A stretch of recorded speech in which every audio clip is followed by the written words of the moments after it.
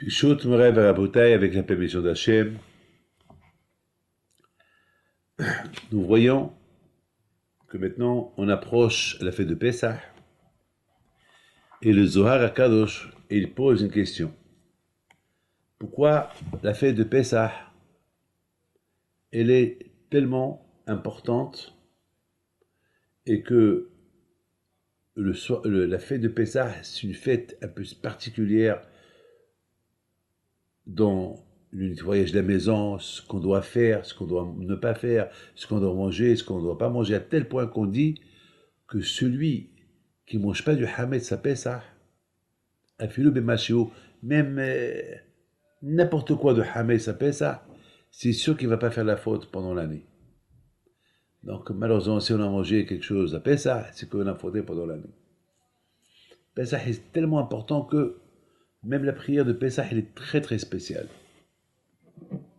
Elle est tellement spéciale que Pessah, c'est une fête, et un peu plus que toutes les fêtes. Pourquoi? Parce que Pessah, parce que toutes les fêtes, il n'y a pas de rangement à la maison. La fête, comme Sukkot, c'est, mais Pessah, c'est, on renverse toute la maison. Toute la maison, elle doit être nickel, propre. Et si on n'est pas à la maison, on passe pas Pessah à la maison, déjà, on nettoie la maison, on jette le hametz, et si on a beaucoup de hametz que ça coûte cher, on peut pas le vendre, on peut pas le jeter, alors on met tout à côté et on vend ce côté-là, on le vend au consistoire, au Beddin, mais ça c'est tellement, tellement important. Je sais pas. Zohar Kadosh il dit, c'est quoi, qu'est-ce qu'il y a? Et en plus, mettons le Zohar, il veut poser une autre question. Il dit, et en plus à Pessah, on fait le Hallel. Le Hallel c'est dans la prière, il y a le Hallel. Le Hallel c'est une prière spéciale et on l'a fini, Gomril et Hallel, c'est-à-dire on fait tout le Hallel en entier. Mais ça, c'est que uniquement pendant le premier jour de Pessah, où en Israël et ici en Europe et en dehors d'Israël, là on fait 2 jours, on fait tout le Hallel en entier. C'est-à-dire, il y a une prière qu'on fait pendant les fêtes en entier, comme à Sukkot, on l'a fait en entier, mais à Pessah, on ne la fait pas en entier, on l'a fait que les 2 premiers jours. Et après le reste des jours, on ne la fait pas en entier. Alors le Zohar Kadosh il dit quelle est la différence entre Pessah et Sukkot? Pourquoi Sukkot? Sukkot, on fait 7 jours de Sukkot. Là-bas, chaque jour, on termine la prière en entier, Gomrin et Hallel, et à Pessah, on n'est pas Gomrin et Hallel, on ne fait pas cette prière en entier. Quelle est la raison? Pourquoi pas en entier? C'est la question qui pose le Zohar. Rabbi Shimon Bar Yochai. Imaginez-vous, vous savez que toutes les fêtes, chaque fête et la spécialité de la fête. La fête de Pessah est très spéciale. On renverse la maison. Pessah, c'est à partir déjà une demi-journée. Avant Pessah, déjà le Hametz, il n'est plus à la maison. On l'annule, on le brûle, on nettoie la maison, on fait une guerre. Et après, on arrive à Pessah, on est d'une joie, on est heureux, on est content. La plus belle vaisselle, elle est servie, la table, elle est garnie. Très super. Alors la prière, elle est aussi spéciale, on est la Haggadah. Mais, et voilà, on a un choc que dans la prière, c'est que le premier jour en Israël, ou les 2 jours, ou 2 jours en dehors d'Israël, qu'on fait toute la prière en entier, le Hallel en entier. Et après le troisième jour, on ne le fait plus en entier. Bizarre. Pourquoi? Et à Sukkot, qui a aucune préparation spéciale à Sukkot, parce qu'à Sukkot, on mange dehors, on met de la cabane, on souffre un peu, parfois il pleut, parfois il fait chaud. Et malgré tout, on fait la prière en entier avec joie.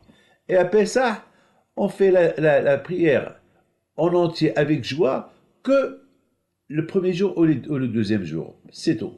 Et les 5 jours qui restent, la prière, elle est normale. C'est la prière de fête, mais pas comme le premier jour. Pourquoi? C'est comme par exemple, voilà, c'est comme par exemple, à celui-là, je lui donne, j'ai 2 amis, à celui-là, je lui donne un cadeau,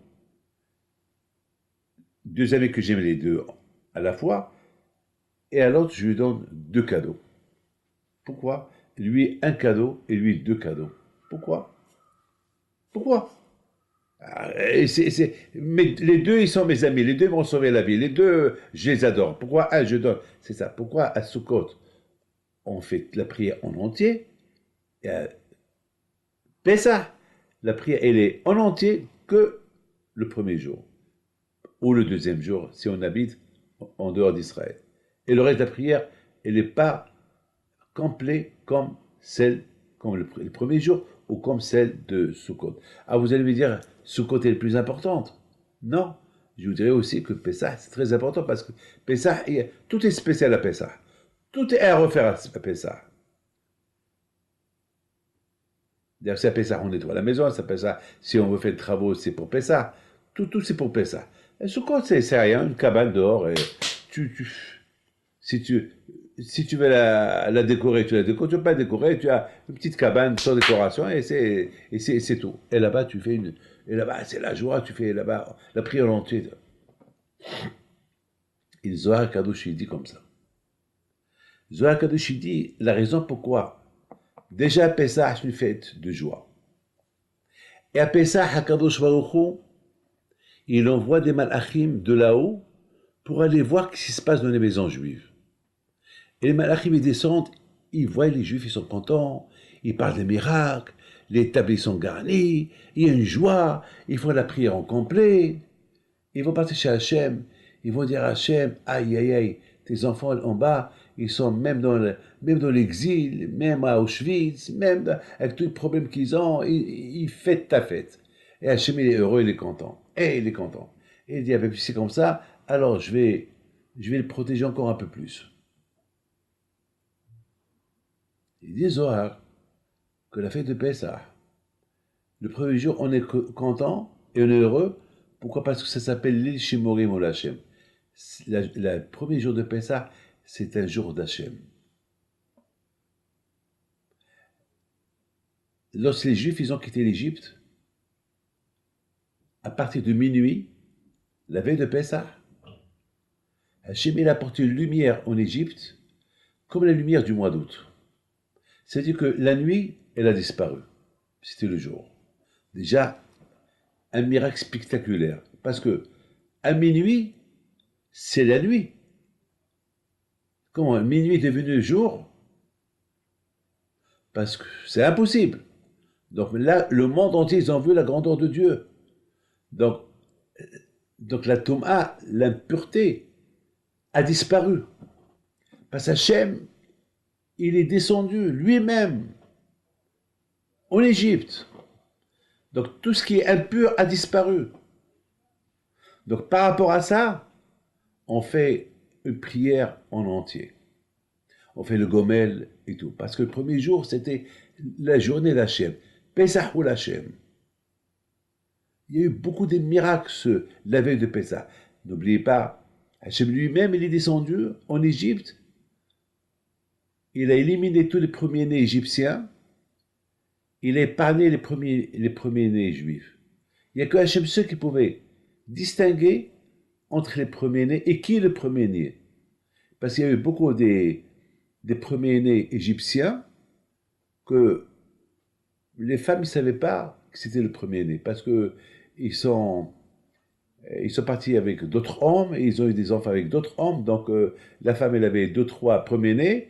Et le père aussi, il a trompé sa femme, il a eu des premiers avec d'autres femmes. Donc il y avait que Hachem seul qui pouvait savoir qui c'est vraiment les premiers-nés égyptiens et c'est qui les premiers-nés juifs. Donc déjà ça, c'était... Et c'est ça qui a poussé Paro à dire aux Juifs, je vous en prie, quittez, parce que moi aussi, je suis un premier-né, j'ai peur que Hachem il va me punir. Priez pour moi, je vous en prie, allez, partez, partez. Donc le premier jour, c'était la fête. Mais étant donné qu'après le premier jour, c'est le deuxième jour. Étant donné que les Juifs, ils n'avaient pas encore la Torah, ils n'ont pas encore reçu la Torah, alors la joie ne pouvait pas être en complet. C'est la raison pourquoi c'était préférable qu'on ne fait pas la prière, parce que une joie complète, c'est lorsque il y a la Torah au milieu. Mais lorsqu'il n'y a pas la Torah, donc la joie n'est pas complète. Puisque la joie, elle n'est pas complète. Donc, nos sages, ils ont dit, c'est mieux de faire uniquement le premier jour la prière en complet, et après, on commence à se préparer pour Matan Torah. Donc, après le premier jour, on fait le Homer. On commence déjà à calculer le Homer, 49 jours du Homer, pour se préparer pour la Torah. Et lorsque Shavuot il vient, là, on complète le Homer. Là, on a fait le Homer. Là, lorsqu'on fait la prière, on l'a fait en complet. Pourquoi maintenant, on a reçu la Torah. Maintenant, le fait de Sukkot, c'est-à-dire que pendant la fête de Sukkot, déjà on a reçu la Torah, déjà on a la Torah, déjà, donc la joie elle peut être complète, donc on peut faire la prière en entier. Donc maintenant, il y a une différence entre Pessah, le premier jour de Pessah, que la prière, on l'a fait en complet par rapport à Hachem, parce que pour l'honneur d'Hachem, et le reste de Pessah, c'est puisqu'on n'a pas reçu la Torah, on ne fait pas la prière en complet. Le premier jour de Pessah, on fait la prière en complet par rapport à Hachem, passer Pessah ou Hachem, mais après le premier jour, que ça y est Hachem, le monde est devenu normal, la nuit est devenue normale, la journée est devenue normale, et Hachem est monté dans le ciel, donc maintenant, il ne te connaît pas en complet, on n'a pas encore reçu la Torah, donc la prière, elle n'est pas en complet. Jusqu'à Shavuot. Sukkot, déjà, on a reçu la Torah. Donc, la fête de Sukkot, c'est la joie en complet. C'est pour ça que la Torah dit, mais ça mahta behagecha veitach samiyah. Ça veut dire qu'il faut être heureux à Sukkot, parce que Sukkot, c'est la fête, parce qu'Hachem est avec nous dans la Soukha, c'est parce qu'Hachem, il y a Abraham, Yitzhak, Yaakov dans la Soukha, c'est après Kippour, c'est après Rosh Hashanah, certainement on a fait une grande Teshuvah, alors en plus il y a la Torah, alors là, c'est vraiment, on est en complet, 100%, voilà. Mais tout ça, d'après ce qu'on est en train de dire, ça répond. Vous savez qu'à Pessah, on dit Manishtana lala ze Mikola. On pose des questions. Pourquoi ce soir on boit à coudée? Pourquoi ce soir on mange de la galette? Pourquoi ce soir on mange la harosette? Et toute l'année on mange pas la harosette avec la matzah? Il y a beaucoup de questions. Mais il y a des questions qu'on pose à Pessah. Mais ce qui est impressionnant, c'est à Sukkot, il n'y a pas de question. Pourquoi Sukkot ne dit pas pourquoi ce soir on s'assoit dans la soukha? Il n'y a pas de question à Sukkot. Et pourtant, à Pessah, il y a 7 jours de fête. Et à Sukkot, il y a 7 jours de fête. Et pourquoi on ne fait pas la... Et pourquoi on fait pas la... Pourquoi on ne passe pas de question? Ben, maintenant, la réponse, elle est simple. Parce qu'à Sukkot, on est en complet. Parce qu'à Sukkot, il y a la Torah. Parce qu'à Sukkot, on est heureux. C'est parce qu'à Sukkot, c'est après Rosh Hashanah et Kippour. On a fait une belle Teshuvah. Et parce que Rosh Hashanah et Sukkot, Rosh Hashanah et Sukkot, c'est les fêtes de Teshuvah, de pénitence. Maintenant, Pesach, il arrive, on est super, on est content, on est heureux, on a la Torah, on a tout. Donc, il y a pas de raison de se poser des questions. Il y a Abraham Abinu, il y a Yitzhak Abinu, il y a Abraham, il y a Jacob, Moshe, Aaron. Tout est en complet, tout est bien. Le contraire, la soukha, on sait c'est quoi la soukha, c'est le symbole étant donné qu'on a fait une grande teshuva à Rosh Hashanah Kippour, ça veut dire qu'on a annulé de nous tout ce qui est matériel, et à tel point qu'on est prêt même à manger dehors. Ça veut dire que le matériel ne m'intéresse plus. Ce qui m'intéresse maintenant, être avec Hachem. Même dehors. Même si Hachem me dit, casse-toi de la maison, rentre, va manger dehors, je le fais. Et voilà ce qu'on fait. Donc on est heureux. À Sukkot, c'est la joie. Mais par contre, à Pessah, on dit Manishtana. C'est quoi Manishtana? On pose des questions. Manishtana, c'est quelle différence? Qu'est-ce qu'il y a de différent ce soir? Alors, le mot ma, si on calcule ma, c'est Adam, l'homme. Ma, mémé, c'est le chiffre 45. Et Adam, l'homme, Adam, c'est la personne, c'est le chiffre 45. C'est quoi 45? Eh ben, 45 qui veut dire l'homme. Nishtana, c'est changer. Est-ce que toi, l'homme, t'as changé à Pessah? Est-ce que tu es Racha? Est-ce que tu es Tzaddik? Est-ce que tu es Hacham? Est-ce que tu es Tam? Est-ce que tu es Enoch de Aishol? Les 4 personnes que la Torah dans la Gada elle parle. Est-ce que tu as changé? Est-ce que ce que tu étais avant, tu as changé aujourd'hui? Est-ce qu'une fois que tu as brûlé ton Hametz et tu as fait une teshuva. Parce qu'Arizal il dit, au moment qu'on brûle le Hametz, on doit faire une grande teshuva. Est-ce que tu as fait une teshuva? Est-ce que tu as changé? Parce qu'à partir de Pesach, on commence à se préparer pour la Torah. Est-ce que tu te prépares pour la Torah? C'est des questions que tu te poses. Mais tandis qu'à Sukkot, ces questions-là, il n'y a pas de question. Parce que j'ai changé. Parce que Rosh Hashanah, c'est le symbole de Rosh, c'est la tête. Hashanah, c'est du verbe shinui. Shinui, ça veut dire changer. À Rosh Hashanah, déjà, on a changé.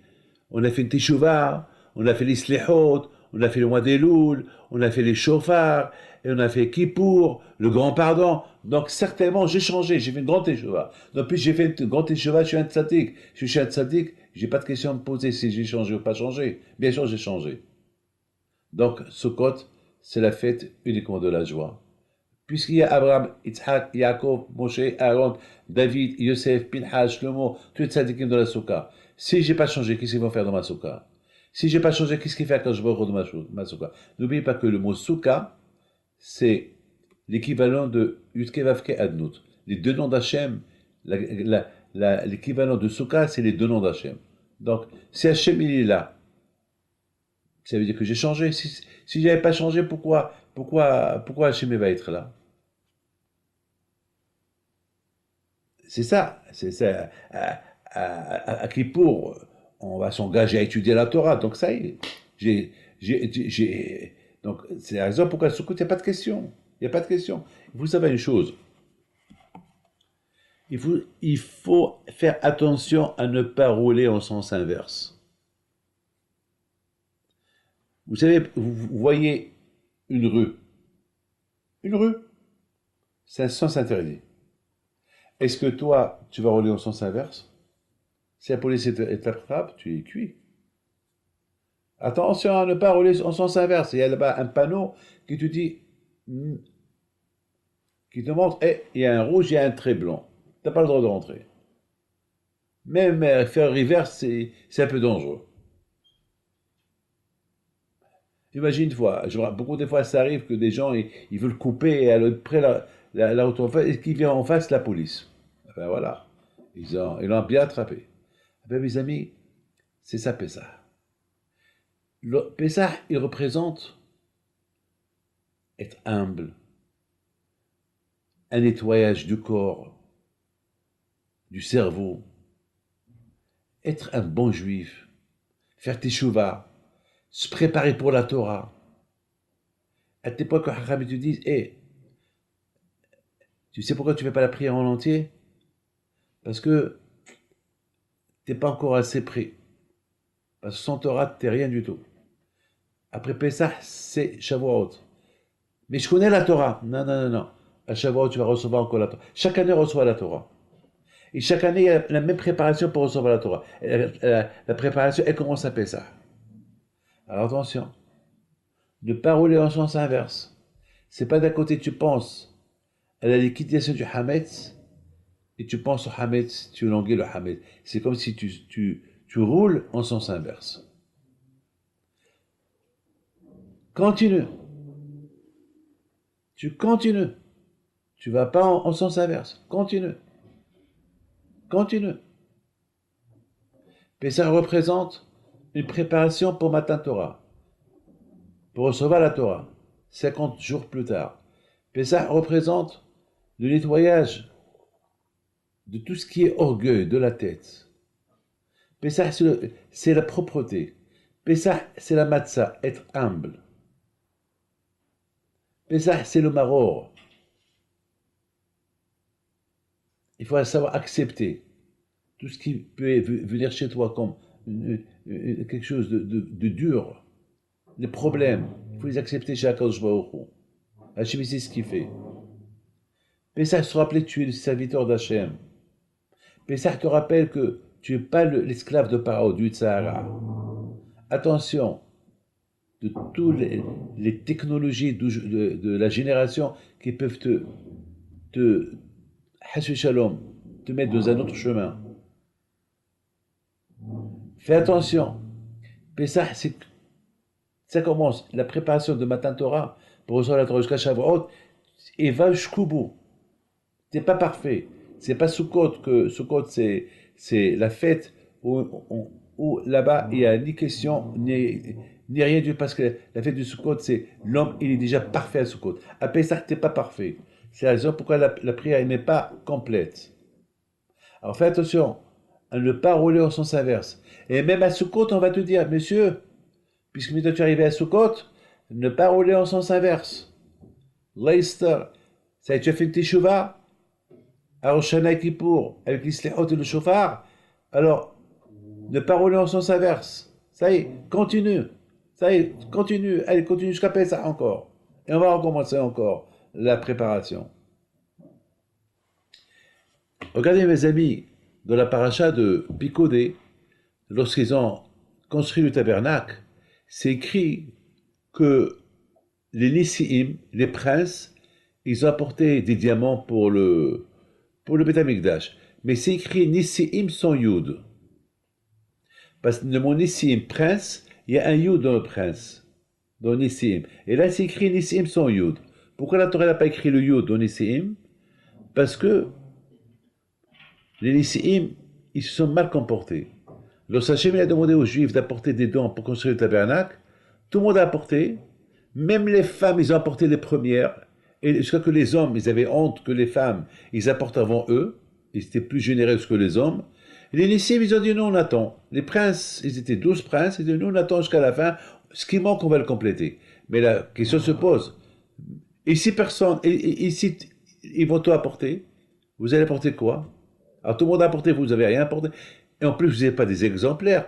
C'est quoi un exemplaire? Le rabbin qui est exemple pour la communauté. Le rabbin toujours, il est celui qui fait le sacrifice. Il vient toujours le premier, il part toujours le dernier, il est là. Pourquoi? Parce que il est là.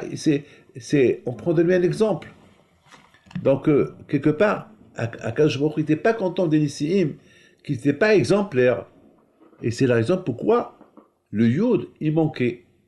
Le Yud, il manquait. Parce que dans la vie, il faut être rapide. Et comment on apprend la rapidité pour servir Hachem? On voit le rabbin, comment il sert Hachem. Tu vois le rabbin toujours fait un sacrifice. On apprend de lui. Donc, puisque les Siim, ils n'étaient pas les premiers à apporter les diamants que le Beth Amikdash avait besoin, donc Hachem, il a enlevé le Yud de leur nom. Parce que lorsqu'on parle de Hachem, il faut tout de suite être le premier à aller vers Hachem. Le Nassi, c'est le prince. Le prince, il a un pouvoir. Il est le prince. Alors, le prince, quoi? Tu es le prince, mais tu n'es pas le prince d'Hachem. Tu es le prince des Juifs. Alors, attends, quoi, tu fais la gavasse? Nissim, le mot Nassi, c'est du verbe s'élever. Quoi? C'est de l'orgueil, ça. Être le premier. Un prince, il doit être humble aussi. Vous savez une chose, que c'est écrit Elle Pikodea Mishkan, Mishkan Aedut. Voici les calculs du Mishkan de la Torah. Ça veut dire, il faut savoir une chose, que le but du Mishkan, le but du tabernacle, c'est pour la Torah. Tout ce Mishkan-là que tu vois, c'était pour un tabernacle, une tente pour la Torah qui était dedans. Et cette Torah qui était dedans, qui était l'arche de l'Alliance, elle était encore cachée dans un endroit que personne ne pouvait rentrer là-bas. C'est comme si c'était une tente dans une tente. Une tente dans une tente. Et les picotés à Mishkan, Mishkan à d'autres. Tout ce qu'on peut faire, tous les sacrifices qu'on peut faire pour la Torah. Respecter la Torah. Vous savez, mes amis, je termine. Vous savez que le cerveau, il y a de tout. Le cerveau, c'est comme un ordinateur. Le cerveau, il peut capter, on peut cacher dans le cerveau des centaines de milliards de choses dans le cerveau. Il y a ce qu'on appelle, il y a comme des tiroirs dans le cerveau, c'est comme des arrangements. Chaque chose, c'est placé, l'ordre dans le cerveau. Il faut savoir, c'est pour ça qu'on dit, il ne faut pas être une boule-balle, il ne faut pas être en désordre. Celui qui vit dans le désordre, son cerveau il est en désordre. Celui qui vit dans le désordre, a même son cerveau il est en ordre. Chaque chose a sa place. C'est pour cela qu'on voit Hakamim lorsqu'il parle, lorsqu'on pose une question à Hakamim, on pose des questions, Hakamim ils répondent question par question, ils ne mélangent pas, question par question. Lorsque je parle avec quelqu'un, je réponds à sa question, je ne réponds pas à autre chose. Ou je ne parle pas de lui, avec lui sur autre chose. C'est ça. Mais dans ce cerveau-là, il y a aussi là-bas un tiroir, il s'appelle Hechal Hashem, le tiroir d'Hachem. Il est fermé. Regardez, un enfant, lorsqu'il naît, il ne sait pas lire, il ne sait pas écrire, il ne sait pas manger seul, il ne sait pas boire, il ne sait pas marcher, il ne sait pas parler. Mais on lui apprend. Mais tout est dans la tête. Dans la tête, il y a tous les tiroirs de la parole, de tout. Mais il faut qu'on l'enseigne et au fur et à mesure, on lui ouvre ces petits tiroirs de la tête. Chaque, ça fonctionne, tout devient normal. La crainte de Dieu, pareil aussi. La crainte de Dieu, il y a un tiroir là-bas qui s'appelle Yirat Shamayim. Il y a un tiroir qui s'appelle Torah. Il y a un tiroir qui s'appelle Emouna. Mais il est fermé. C'est à toi de l'ouvrir. C'est aux parents de donner l'éducation à l'enfant pour qu'il s'adapte à la religion, qu'il adapte à sa émouna. Et au fur et à mesure, ces tiroirs s'ouvrent et ces tiroirs-là, c'est des choses spirituelles qui sont cachées là-bas dans le cerveau. Parce que n'oublie pas que chacun de nous, il a un peu d'Hachem. Mais c'est caché. À toi de les développer. Abraham Abeno, comment il a connu Hachem? Au départ, il ne savait pas qu'il y avait Hachem. Au départ, il croyait que c'était le soleil, Dieu. Après, il croyait que c'était la lune. Et après, il croyait que c'était le soleil. Et à un moment donné, il a dit, c'est pas possible. Il ne peut pas avoir deux dieux. Il doit avoir un créateur. Donc il a commencé à tout seul chercher jusqu'à qu'il a dit, c'est pas possible. Ce monde, il a un créateur. Le monde, il peut pas fonctionner tout seul. Les arbres ne peuvent pas pousser tout seul. La mer, non, il y a Hachem. Il a commencé à être prié à Hachem. Et là, Hachem, il est apparu. C'est-à-dire que c'est un travail. Tous ces gens qui deviennent juifs, la conversion. Je l'ai vu cette semaine, des convertis avec une barbe, des convertis qui sont plus religieux que moi. J'ai rien compris. Il y a même deux Africains qui étaient juifs avec une barbe. Ils étaient en train d'étudier la Torah. J'ai rien compris. J'aurais dit, mais comment vous êtes devenus juifs? Ils m'ont dit, eh ben, on a fait des recherches. Ça veut dire que chaque être humain, il a dans sa tête Dieu. À lui de découvrir Dieu. S'il veut. Il peut. S'il veut. C'est de la folie, ça. C'est un travail personnel qu'on doit faire. C'est à nous de faire. Tu cherches, tu trouves. Tu cherches pas, tu trouves pas. Si tu me dis j'ai cherché, j'ai pas trouvé, t'es un menteur. T'as pas cherché et t'as pas trouvé, ouais, tu es bête. Parce que t'as pas cherché. Dans la vie matérielle, on cherche, on trouve. Aujourd'hui, il y a le GPS qui t'aide à trouver. Aujourd'hui, il y a la Torah. La Torah, c'est le GPS. Tu l'étudies, tu trouves le Hémet.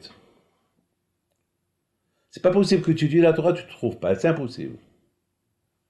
Je termine. Une fois, j'ai préparé un cours de Torah et j'avais besoin de renforcer mon cours. Il manquait quelque chose. Et c'était la veille de Shabbat. Et je ne savais pas quoi faire. J'ai prié à Hachem, le cours, il est là.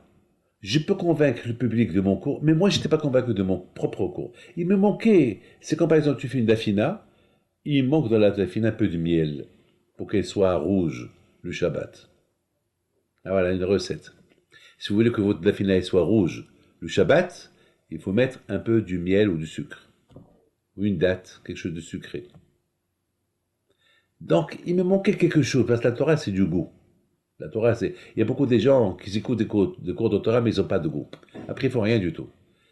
Pour que tu aies le goût, il faut chercher. Pour que tu aies le goût, il faut travailler. C'est ce qu'il dit Hazon Ish. Hazon Ish, ils disent un homme qui étudie un peu la Torah, jamais trouvera le goût dans la Torah. Il trouvera le goût de la Torah, c'est vraiment, il s'assoit, il étudie. Il étudie bien, il prend le Gemara, il se casse la tête. Et là, il va trouver le goût. Là, il va jamais se séparer de la Torah. Il y a, il y a une femme qui a envoyé son fils à la yeshiva, il lui a dit pour un an, pas plus. Et après, je vais à l'université. Il lui a dit d'accord, maman. Et il est parti à la yeshiva. Après un an, il dit à sa mère, je peux pas. Pourquoi? Parce que j'ai trouvé le goût de la Torah. Mais tant que j'ai trouvé le goût de la Torah, je peux plus. Je vais devenir rabbin. C'est tout. Le goût de la Torah, c'est comme ça. Mes amis, de quoi je parlais Oui. Alors, j'essa- je, je voulais trouver quelque chose pour renforcer mon cours de Torah. Et je me lève pendant la prière et je marche toute la bibliothèque. Il y a des milliers de livres.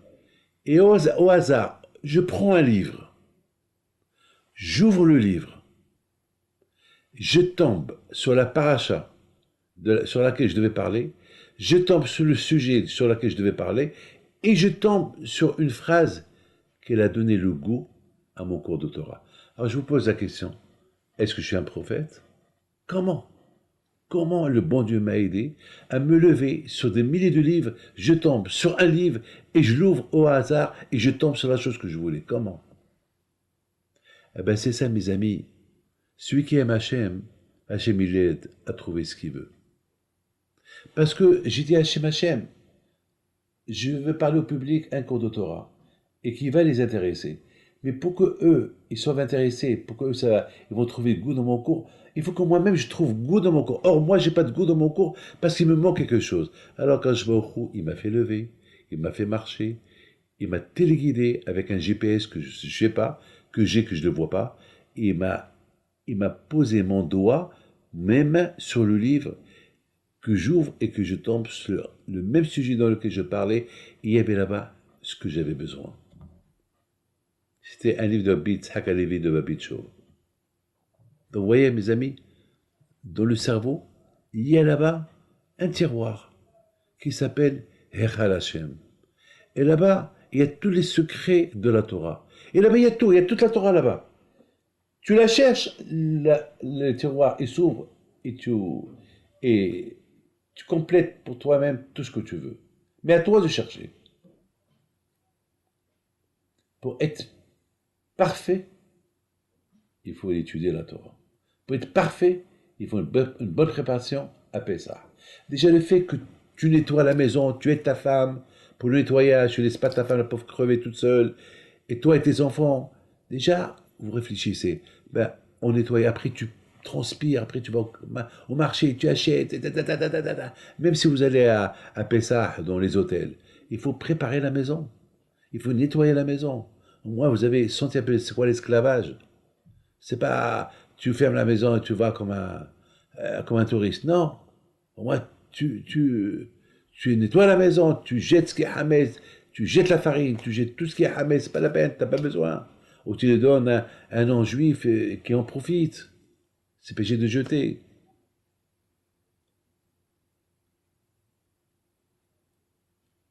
Voilà. Tu prépares, sachant que Pessah que tu prépares, c'est en même temps tu prépares, tu nettoies ton orgueil de toi, parce que Pessah, parce que le Hamé ça représente l'orgueil, la matzah ça représente être humble. Donc en même temps tu te prépares, tu bois du vin, c'est le vin qui représente la liberté de l'Égypte, la liberté du Sahara, et tu prépares pour Matan Torah. C'est ça Pessah. Mais si tu fais rien de tout ça Pessah, t'as pas fait Pessah. Surtout, le second Pessah, se rappeler à ne pas marcher en sens inverse. C'est tout. Et que le bon Dieu vous protège et vous donne à vous tous Bachavetz la Hamid Kratson. Et bonne fête de Pessah, que Dieu vous aide.